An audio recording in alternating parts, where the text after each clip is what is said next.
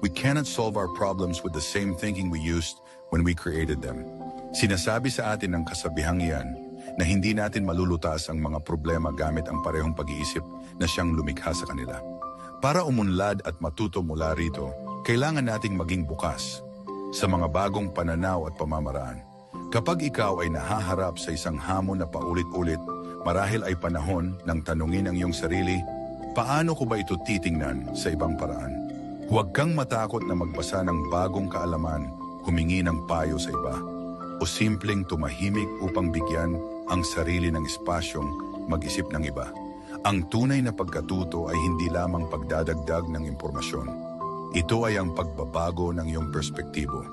Sa paggawa nito, hindi ka lang nakakahanap ng solusyon, kundi nagiging mas malikhain at madiskarte ka rin bilang isang tao.